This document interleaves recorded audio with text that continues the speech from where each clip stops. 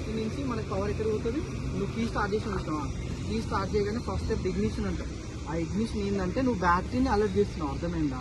నీకు engine start అవ్వడానికి power ఎక్కడి నుంచి వస్తుంది, బ్యాటరీ నుంచి వస్తుంది. నువ్వు ఎప్పుడైతే ఇగ్నిషన్ ఆన్ చేస్తావో పవర్ అక్కడికి వెళ్తుంది, ఓకేనా? నెక్స్ట్ స్టెప్ నువ్వు కీ తిప్పగానే ఆ పవర్ ఏమవుతుంది, ఇంజన్ ట్రాన్స్మిషన్ అవుతుంది. అప్పుడు ఆటోమేటిక్గా ఏమైతే ఇంజన్ స్టార్ట్ అయిపోతుంది, ఓకేనా? బేసిక్గా మనము ఇంజన్కి మెయిన్ ఏంటంటే, ఇప్పుడు ఇంజన్ ఎక్కువ రన్ అవుతుంది అనుకో, ఆటోమేటిక్గా ఏమైతే ఎక్కువ కిలోమీటర్లు వేయకపోతే ఏమైతే ఇంజన్ అనేది హీట్ అవుతుంది, అర్థమైందా? ఆ హీట్ అవ్వద్దు అంటే బేసిక్గా మనం లాంగ్ వెళ్ళేటప్పుడు చెక్ చేసుకోవాల్సిన 3 థింగ్స్ ఉంటాయి, ఓకేనా? ఫస్ట్ ఏంటి, ఇంజిన్ ఆయిల్. సెకండ్ ఏంటి, కూలెంట్, ఓకేనా? నెక్స్ట్ ఇంకోటి బ్రేక్ ఆయిల్, అర్థమైందా? Very good. కూలెంట్ అంటే ఈ బాక్స్ ఉందా, దీంట్లో కూలెంట్ ఉంటుంది. కూలెంట్ ఎందుకంటే నీకు ఇంజన్ హీట్ అవుతాయి కదా, ఇంజన్ హీట్ అయిపోద్ది, ఇంజన్ కూల్ చేయడానికి మనం వాటర్ కావాలి, అర్థమైందా? మనకు ఓల్డ్ జనరేషన్లో ఏంటంటే వాటర్ వాడుతుండే, అర్థమైందా? ఇప్పుడు ఈ ప్రజెంట్ వచ్చిన దాంట్లో ఏం చేస్తారంటే దీంట్లో మనకి 2 టైప్స్ ఆఫ్ కలర్స్ ఉంటాయి కూలెంట్, అర్థమైందా? ఒకటేమో పింక్ కలర్ ఉంటుంది, ఇంకొకటి వచ్చేసి గ్రీన్ కలర్ ఉంటుంది. కూలెంట్ అంటే అది కూడా ఒక లైక్ వాటరే, అర్థమైందా? కాకపోతే ఏంటంటే మనం నార్మల్ వాటర్ పోసాం అనుకో, అదేం చేస్తుంది వెదర్ని బట్టి దాని కంటెంట్ ఏమవుతుంది తగ్గుతూ ఉంటుంది. ఇప్పుడు నువ్వు సమ్మర్ ఉందనుకో, నీ కార్ నాలా పెడితే వాటర్ సమ్మర్కి ఏమైతే ఎవాపరేట్ అవుతుంది, వింటర్లో ఉన్నా కూడా ఏమైతే ఎవాపరేట్. ఈ కూలెంట్ ఏం చేస్తా అంటే ఎలాంటి వెదర్ ఉన్నా కూడా ఆ వెదర్ని ఏమైతే దాన్ని బట్టి తగ్గదనమాట, కాన్స్టెంట్గా అట్లనే దాని లెవెల్ని మెయింటైన్ చేస్తుంది. అంతేందుకు ఇప్పుడు నీకు ఇంజన్ హీట్ అవుతుంది అనుకో, కూలెంట్ మొత్తం ఇంజన్ దగ్గర పోయిననుకో, ఆ ఇంజన్ వాటర్లో స్ప్రెడ్ అయితే వాటర్ ఏమవుతుంది ఎవాపరేట్ అయిపోతుంది. కానీ ఈ కూలెంట్ ఏం చేస్తుంది, దాని స్టాండర్డ్ని అట్లాగే స్టేబుల్గా పెట్టుకుంటుంది, అర్థమైందా? అందుకే మనం ఏం చేస్తాం, ఎమర్జెన్సీ టైంలో మాత్రమే అది కూడా ఏం వేయాలా, మంచి నీళ్ళు వేయాలి. కొంతమంది సాల్ట్ వాటర్ పోసారు అనుకో, సాల్ట్ వాటర్ ఏమైతే ఆ వాటర్లో సాల్ట్ పార్టికల్స్ ఏం చేస్తాయి, ఇంజన్ని కానీ పైప్ని కానీ ఏం చేస్తుంది, అది తినేస్తుంది, సాల్ట్ తినేస్తుంది, తెలుసు కదా? సో కాబట్టి ఎమర్జెన్సీ టైంలో ఏం చేయాలి, మనం వాటర్ వేయాలి. ఇంకోటి ఇది చూడండి, దీన్ని వార్నింగ్ ఉంది చూసారా, ఇది ఎప్పుడైనా మార్నింగ్ టైం కానీ లేదంటే బండి ఒక 2-3 అవర్స్ ఆపినప్పుడు కానీ చెక్ చేయాలి. ఇప్పుడు నా బండి రన్నింగ్లో ఉంది అంటే ఇప్పుడు ఏంది, వాటర్ మొత్తం బాయిల్డ్ అయి ఉన్నాయి. మీరు కుక్కర్లో గ్యాస్ మీద పెట్టి కుక్కర్ క్యాప్ ఏకదమ్ గ్యాస్ ఓపెన్కి రిమూవ్ చేసి ఏమైతే ఫేస్ మీద కొట్టేస్తారు, సేమ్ ఇది కూడా మొత్తం బర్న్ అయ్యింది. ఇప్పుడు ఇప్పింది అనుకో, ఏమైతే ఆ వాటర్ మనం ఫేస్ మీద కొట్టేస్తారు, అర్థమైందా? కాబట్టి ఏం చేయాలి, మనం కూల్ అయినప్పుడు మాత్రమే ఓపెన్ చేయాలి, అర్థమైందా? కూల్గా ఉన్నప్పుడే ఓపెన్ చేయాలి. ఇగో ఆ వాటర్ కంటెంట్ అనేది ఎప్పుడు ఈ కట్ ఉందా దీని వరకే ఉంచాలి, ఓకేనా? చాలా మంది ఏం చేస్తారు, నిండా పోస్తారు. నిండా పోసినావు అనుకో, నువ్వు బౌల్ నిండా వాటర్ పోసినావు, క్యాప్ పెట్టి గ్యాస్ మీద పెడితే మరగడం అంటారు చూసినావా, దాంట్లో గ్యాప్ ఉండకపోతే అది మరుగుతుందా, అర్థమైందా? ఎందుకు వాటర్ సర్క్యులేట్ అవ్వాలంటే ఏం చేయాలి, నువ్వు కొంచెమన్నా గ్యాప్ ఉండాలి, ఎయిర్ సర్క్యులేట్ గ్యాప్ ఉండాలి. అప్పుడు ఆ వాటర్ అనేది పైకి కిందకి బాయిల్డ్ అవుతుంది. నువ్వు బాయిల్ కాకుండా మొత్తం గ్యాప్ వరకు పెట్టినావు అనుకో, ఏమవుతుంది, నువ్వు మొత్తం కడుపు నిండా దీని ఎక్కువ వరకు నడవగలుగుతా, అటు ఇటు నడవలేదు. కాబట్టి దానికి ఎప్పుడు ఇక్కడ వరకే ఉంచాలి, ఓకేనా? రైట్. ఇదేంది బేసిక్గా దీన్ని ఏమంటాం మనం, కూలెంట్ ఆయిల్. కూలెంట్ దేనికి యూజ్ అయితే మనకి ఇంజన్ కూల్ అవ్వడానికి. నువ్వు చాలా కిలోమీటర్లు పోతా ఉన్నావు, ఇంజన్ హీట్ అవుతా ఉంటే ఇంజన్ కూల్ చేయడానికి మనకు బేసిక్గా కావాల్సింది water as well as hair. మంట నార్పడానికైనా దేన్ని నార్పడానికైనా బేసిక్గా మనం ఏం వాడతాం, హెయిర్ని వాడతాం as well as water. Water అంటే ఇక్కడ నుంచి వస్తుంది, హెయిర్ ఎక్కడి నుంచి వస్తుంది అంటే ఇక్కడ మీకు రేడియేటర్ ఉంది చూడండి, ఇక్కడ కింద రేడియేటర్ ఆఫీస్తుందా, కింద లేదా, దీన్ని రేడియేటర్ అంటే, ఈ రేడియేటర్ ఇప్పుడు ఏం చేస్తా అంటే ఎప్పుడైతే నీకు ఇంజన్ హీట్ అవుతుందో బయట ఉన్న హెయిర్ని ఇది తీసుకుంటుంది. ఇక్కడ ఫ్యాన్ ఉంటుంది చూడండి, ఇక్కడ చూడండి లోపల ఫ్యాన్ అవుపిస్తుంది చూడండి, ఇక్కడ ఫ్యాన్ ఉందా, ఇది అర్థమైందా? ఎప్పుడైతే నీకు ఇంజన్ హీట్ అవుతుందో ఆ ఫ్యాన్ తిరగడం స్టార్ట్ అవుతుంది, అర్థమైందా? మన ఇంట్లో సైడ్కి ఒక చిన్న ఫ్యాన్ లాంటి పెడతారు చూసిన, అది ఎందుకు పెడతారు, ఇంట్లో ఉన్న హీట్ వెళ్ళడానికి. సేమ్ నీకు ఇంట్లో ఎప్పుడైతే హీట్ అవుతుందో ఆ ఫ్యాన్ తిరిగి ఏం చేస్తే ఇంజన్లో హీట్ని బయటికి తీసేస్తూ ఉంటుంది, అర్థమైందా? ఫ్రెష్ గాలిని లోపల ఈ పైప్స్ ఉన్నాయి చూసినావా, ఈ పైప్స్ అన్ని హెయిర్ని ఇక్కడ పంపిస్తుంది. ఈ ఇంజన్ పైన ఇది ఉంది ఏంటంటే హెయిర్ ఫిల్టర్ అంటారు, అర్థమైందా? ఎందుకు, నీకు హెయిర్లో కూడా కొన్ని డర్టీ పార్టికల్స్ ఉంటాయి, అందరు ఫ్రెష్ ఎయిర్ అయితే ఉండదు, అవునా? డైరెక్ట్ అదే హెయిర్ని ఇంజన్ పంపించింది అనుకో, దాంట్లో ఉన్న పార్టికల్స్ అని ఏం చేస్తే ఇంజన్ని ఖరాబ్ చేస్తుంది, అర్థమైందా? కాబట్టి అది ఏం చేస్తుంది, ఈ ఫిల్టర్ హెయిర్ని ప్యూరిఫై చేసి ఓన్లీ ఫ్రెష్ ఎయిర్ని మాత్రమే ఇంజన్ పంపుతారు, అర్థమైంది? ఇది ఇంజన్. ఇక ఈ క్యాప్ మొత్తం ఎయిర్ ఫిల్టర్, అర్థమైందా?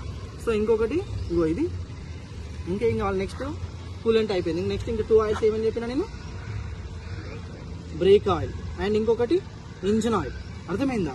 కూలెంట్ అయిపోయింది, ఇది బ్రేక్ ఆయిల్. ఇగో ఈ క్యాప్ ఉందా, ఓపెన్ చేసి చూడండి, ఇలా ఆయిల్ ఉందా లేదు చూడండి, ఆఫీస్తుంది ఆయిల్ ఉందా లేదు, ఇలా ఆయిల్.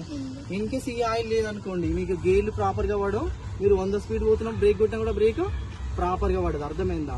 ఖచ్చితంగా మీకు ప్రాపర్గా గేర్లు పడట్లేవు, గట్టిగా బలంగా వేస్తున్నారు అనుకో, దానికి ఎందుకు గట్టిగా పడుతున్నాయి అంటే ఈ ఆయిల్ అనేది తక్కువ అవుతుందని అర్థం. ఈ ఆయిల్ లేకపోతే ఏమైతే నా గేర్లు అనేది ప్రాపర్గా పడవు, మీ బ్రేక్ కూడా ప్రాపర్గా పనిచేయదు. కాబట్టి మీరు ఏం చేయాలి, లాంగ్ జర్నీ వెళ్తున్నాం ఖచ్చితంగా ఈ ఆయిల్ ఉందా లేదా చూసుకోవాలి. ఈ ఆయిల్ తగ్గుతున్నప్పుడు మీకు ముందే డిస్ప్లే మీద ఇండికేట్ చేస్తుంది. ఆ డిస్ప్లే ఏందనేది మీకు చెప్తాను. ఓకేనా, ఫస్ట్ అయితే ఆయిల్ చూడండి. ఓకేనా, ఈ ఆయిల్ చెక్ చేసుకోవాలా. ఈ ఆయిల్ యొక్క యూజ్ ఏంది మెయిన్ అంతే. నెక్స్ట్ ఇది మెయిన్ ఇంజిన్ ఆయిల్. ఓపిస్తుందా, ఇట్లుందా ఆయిల్ ఉందా? ఈ ఆయిల్ అయినప్పుడు ఈ గేజ్ని చూసిందా, ఈ గేజ్ వరకు ఉండాలి, అర్థమైందా? ఈ లైన్స్ కాకుండా ఈ సర్ఫేస్ ఉందా, ఈ సర్ఫేస్ వరకు ఉండాలి, అర్థమైందా? ఇది ఎప్పుడు చెక్ చేయాలంటే బండి రన్నింగ్లో ఉన్నప్పుడు చెక్ చేయొద్దు. బండి రన్నింగ్లో ఉన్నప్పుడు ఏంటంటే ఇంజన్లో మొత్తం ఆయిల్ సర్క్యులేట్ అయి ఉంటుంది. సర్క్యులేట్ అయినప్పుడు ఈ గేజ్ అనేది కరెక్ట్ ఎగ్జాక్ట్లీ చూపెట్టదు, అర్థమైందా? మీకు 1 అవర్ 2 అవర్ ఆగినప్పుడు ఆ ఇంజన్ ఆయిల్ మొత్తం ఎక్కడికి వెళ్తుంది, నీకు బాటంకి వెళ్ళి బాటంలో ఆగి ఉంటుంది. అప్పుడు మాత్రమే కరెక్ట్ ఎగ్జాక్ట్లీ ఎంత ఆయిల్ ఉందో నీకు తెలుస్తుంది. అదే నువ్వు రన్నింగ్లో ఉన్నప్పుడు చెక్ చేసినావు అనుకో, ఆల్రెడీ సర్క్యులేట్ అయింది కాబట్టి ఎగ్జాక్ట్లీ నాకు ఎంత వరకు ఉందో ఇప్పుడు నాకు తెలియట్లేదు, ఎందుకు నా బండి ఇంత నుంచి తిరిగి ఉంది కాబట్టి కరెక్ట్ చూపెట్టదు. అది నువ్వు మార్నింగ్ టైం చూసినావు అనుకో, కరెక్ట్ ఇక్కడ వరకు ఉందా ఆఫ్ ఉందా తెలుస్తుంది. మనకి నార్మల్గా ఎక్కడ వరకు ఉండాలి, ఈ గేజ్ వరకు ఉండాలి. ఒకవేళ ఆఫ్ ఉందనుకో ఏమైతుంది, అయినా వెళ్తుంది. ఇక ఆఫ్ కంటే ఇంకా తక్కువ ఉందనుకో నీకు ఏమైతే ఇంజన్ ఆటోమేటిక్గా హీట్ అయిపోతుంది, అర్థమైందా? ఇది ఏంటంటే మన బాడీకి బ్లడ్ లాగనమాట. నీకు బ్లడ్ ప్రాపర్గా లేదనుకో మనం యాక్టివ్ ఉంటామా, బ్లడ్ సెల్స్ అయిపోయినా ఇవి పడిపోయినా అంటారు. ఆ సెల్స్ కనుక తగ్గిపోయినా అనుకో మనకి ఏమైతే ఫీవర్ వచ్చేస్తుంది, అర్థమైందా? సో ఖచ్చితంగా ఈ ఆయిల్ అనేది ఆటోమేటిక్గా ఏం చేయాలి, మనం చెక్ చేసుకుంటూ ఉండాలి. ఒకవేళ ఇంకోటి చూడండి, ఈ ఆయిల్ని ఇట్లా అని ఇప్పుడు ఇట్లా అన్నానా, ఇట్లా అనగానే నాకు ఇట్లా ఆయిల్ టైప్ పోతుంది. ఇట్లా అనగానే ఆయిల్ టైప్ పోకుండా ఇట్లా బ్లాక్ ఉందనుకో అంటే ఈ ఆయిల్లో మొత్తం ఏమున్నట్టు డస్ట్ పార్టికల్స్ ఉన్నాయి. ఇట్లా బ్లర్ అని బ్లాక్ టైప్ ఉన్నప్పుడు ఎప్పుడు దాన్ని మనం టాప్అప్ చేయొద్దు. ఇట్లా అని నీట్గా ఉందా, ఓకే ఇది నీట్గా ఉంది కాబట్టి నేను టాప్అప్ చేసుకోవచ్చు.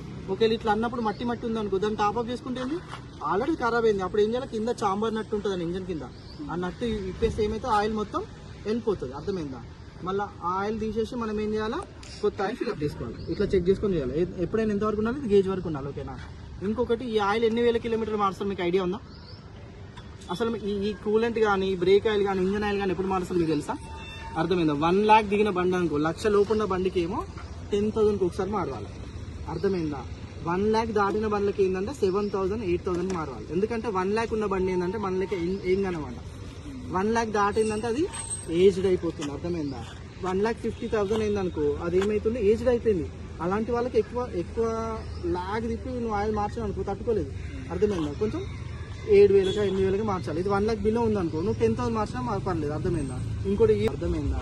సో నువ్వు ఎప్పటికప్పుడు టైం టు టైం ఈ ఆయిల్ మారిపోయినట్టు ఇంజన్ ఏమైపోతుంది, బ్లాస్ట్ అయిపోతుంది, అర్థమైందా? నెక్స్ట్ ఇది అయిపోయింది, ఇంజన్ ఆయిల్, ఇది break oil, engine oil, coolant oil, ఓకేనా? టాప్అప్ ఎట్లా వేయాలి మరి, ఇది అనుకో క్యాప్ ఓపెన్ చేసుకుంటావు, కూల్ ఉన్నప్పుడు టాప్అప్ చేసేసుకుంటావు నార్మల్గా, ఓకేనా? బ్రేక్ ఆయిల్ అంటే ఇక్కడ క్యాప్ ఓపెన్ చేసుకొని ఇక్కడ టాప్అప్ చేసుకోవాలి. కానీ ఇంజన్ ఆయిల్కి మాత్రం ఇక్కడ చూడండి, ఇక క్యాప్ ఉందా, ఈ క్యాప్ ఓపెన్ చేయాలి, ఓకేనా? ఈ క్యాప్ ఓపెన్ చేసి దీని నుంచి మనం టాప్అప్ చేసుకోవాలి, ఓకేనా? అక్కడ కరెక్ట్ ఉందా లేదా చెక్ చేయాలి, ఓకేనా? దీనికి కూడా ఈ పక్కన ఇది ఉందా, ఇది ఫిల్టర్, ఇదేంది ఆయిల్ ఫిల్టర్, అర్థమైందా? నువ్వు సర్వీసింగ్ ఈ ఆయిల్ మారుస్తున్నప్పుడు ఖచ్చితంగా ఈ ఆయిల్ ఫిల్టర్ కూడా మార్చాలి.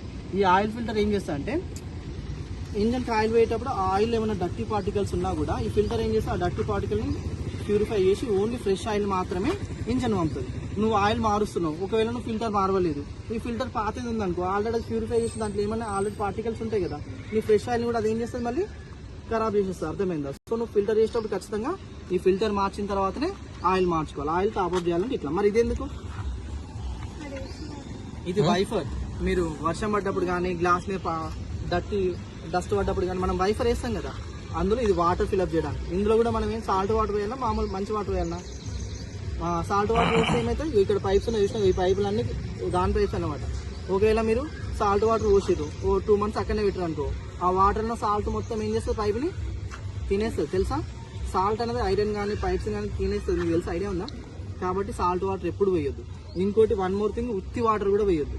చాలా మంది ఏం చేస్తారు, ఓన్లీ నార్మల్ వాటర్ పోసి వైఫర్ వేస్తారు. నార్మల్ వాటర్ పోసినాక ఇప్పుడు నీ గ్లాస్ మీద కూడా మొత్తం డస్ట్ మట్టి ఉందామన్నా, ఈ మట్టి మీద నువ్వు వైఫర్ వేసినావు, ఆ వాటర్ అని ఏం చేస్తావు, గ్లాస్కి స్క్రాచెస్ పడుతుంది, అర్థమైందా? కాబట్టి ఇక్కడ నువ్వు ఆటోమొబైల్ షాప్కి వెళ్ళి ఇక్కడ వాడు వైఫర్ షాంపూ అంటే ఆడిస్తాం, లేదంటే మన ఇంట్లో హెయిర్ వాడే షాంపూ అయినా మిక్స్ చేసి వెళ్తా, ఉత్తి వాటర్ వేయదు. ఉత్తి వాటర్ వేస్తే ఆ వాటర్ వెళ్ళి గ్లాస్కి ఏమైతే స్క్రాచెస్ పడతాయి. అదే షాంపూ ఉందనుకో, షాంపూకి ఎంత ఫాగ్ లాగా వస్తుంది కదా, నురుగు వస్తుంది, ఆ నురుగు ఏం చేస్తుంది, గ్లాస్కి స్క్రాచ్ వాడిని, అర్థమైందా? కాబట్టి ఎప్పుడైనా మంచి వాటర్ వేయాలి, దీంట్లో విత్ షాంపూ వేయాలి. ఆ అన్న పాస్ అవుతుంది 300 ఒకటి కొట్టండి, ఓకేనా? అర్థం లేదు. ఎల్లో మీనింగ్ ఏంటంటే నీ బండికి ఏమో ప్రాబ్లం వస్తుంది, నువ్వు ఇప్పుడు తోలొచ్చు, బట్ ఎక్కువ ఇంజన్ చెక్ లైట్ అంటే మీనింగ్ ఏంటంటే నా ఇంజన్లో ఏదైనా స్క్రూ కానీ ఏదైనా వైర్స్ కానీ లూజ్ అయినాయి అనుకో, ఆ చెక్ లైట్ సింబల్ వస్తుంది, దానివల్ల కూడా బండి పోతుంది, ఏం కాదు. కానీ నువ్వు అట్లా కొడితే ఆ నట్స్ లూజ్ అయ్యకొద్ది ఏమైతే నీ బండి కాబట్టి ఇమీడియట్ గా కొంచెం లేట్ అయినా పర్లేదు చేయించుకో. ఆ ఎల్లో వచ్చే ఏంటంటే నువ్వు కొంచెం లేట్ అయినా పర్లేదు, నీ బండి నువ్వు మాత్రం ఇప్పుడు నడపొచ్చు, కానీ టైం తీసుకొని రిపేర్ చేసుకో. కానీ రెడ్ వచ్చినా మాత్రం డేంజర్, అర్థమైందా? ఇది ఏంది బ్రేక్ ఆయిల్, నీకు బ్రేక్ ఆయిల్ సింబల్ వచ్చి ఆయిల్ లేదు, నువ్వు బండి పోతే బ్రేక్ పడుతుందా? పడదు, డేంజర్. ఇది ఒకటి ఏంది బ్యాటరీ, ఇందాక నేను చెప్పిన కదా నువ్వు చాలా రోజుల నుంచి పక్కన పెట్టేసినావు, అర్థమైందా? ఆ సింబల్ నువ్వు ఆన్ చేసిన తర్వాత ఇప్పుడు వచ్చింది అనుకో, ఈ సింబల్స్ ఏంటంటే ఇంజన్ ఆఫ్ అయినప్పుడు వెళ్ళిపోతాయి, అర్థమైందా? ఇప్పుడు ఇంజన్ ఆఫ్ లో ఉంది కాబట్టి నీకు చూపిస్తుంది. ఒకవేళ ఎప్పుడు వెళ్ళిపోతాయి అవన్నీ ఇంజన్ ఆన్ అయిన తర్వాత వెళ్ళిపోవాలి. ఇంజన్ ఆన్ అయిన తర్వాత కూడా అవి వెళ్ళిపోవట్లేదు అంటే నీ బండికి ఆ ప్రాబ్లం ఉన్నట్టు, అర్థమైందా? ఇదేంటి నా బ్యాటరీ సింబల్. నా బ్యాటరీ ఎప్పుడైతే 10 వోల్ట్స్ 12 వోల్ట్స్ కింది పడిపోతుందో ఆటోమేటిక్ ఏమైతే నాకు ఈ సింబల్ వస్తుంది. ఇంకోటి ఇదేంటి అల్లవుడు దీపంలా ఉందా, ఇంజిన్ ఆయిల్. మీకు గేజ్ తీసి మరి చూపించిన చూడండి, అర్థమైందా? దేనికి? Engine oil. అది నీ బండి ఆన్ లో ఉన్నప్పుడు కూడా వస్తా పోతా ఉంది అనుకో, నీ బండిలో ఏమైతున్నట్టు ఇంజిన్ ఆయిల్. ఇంజిన్ ఆయిల్ లేపోయింది అనుకో, ఇంజిన్ ఏమైతే ఆటోమేటిక్ గా హీట్ అయిపోతుంది, అర్థమైందా? ఇంకొక వన్ మోర్ థింగ్, ఇది డోర్స్, ఇది సీట్ బెల్ట్. ఇంకా మెయిన్ ఒకటి ఉంటుంది చూపిస్తా చూడు, ఇగో ఇక్కడ కీ లెక్క వచ్చిపోతుందా ఏబిఎస్ పక్కన, ఇగో ఇక్కడ వస్తుందా? దాన్ని ఏమంటామంటే ఇందాక మీకు కూలెంట్ చెప్పినా చూసినావా, హీట్. ఒకవేళ నీ దాంట్లో కూలెంట్ లేకపోయినా, నీ ఫ్యాన్ పరాపర తిరగపోయినా ఆ సింబల్ ఇట్లా వచ్చిపోతుందంటే that is the danger thing. ఏమైతుంది, నీ బండి ఓవర్ హీట్ అయిపోయింది, అర్థమైందా? ఎప్పుడైతే ఇట్లా బ్లింక్ అయితే వస్తా పోతుంది అనుకో, నీ బండి ఇమీడియట్ పక్కన ఆపాల్సిందేగా. నువ్వు అట్లా బ్లింక్ అవుతున్నా ముందు పోతున్నావు అనుకో, ఇంజన్ మొత్తం సీజ్ అయిపోతుంది. సీజ్ అయితే ఏంటంటే లోపల సిలిండర్, ఫ్రిక్షర్స్, బుల్లెట్లు ఇవన్నీ ఉంటాయి. హీట్ అయిపోతే అయిపోతుంది. ఒక్కొక్కటి అది థౌజండ్స్లలో ఉంటుంది. కాబట్టి నీ బండి మొత్తం సైడ్కి ఆపేసి ఫస్ట్ నీ బండిలో ఇంజన్ ఆయిల్ ఉందా లేదో చూసుకోవాలి, నీ బండిలో కూలెంట్ ఆయిల్ ఉందా లేదో చూసుకోవాలి.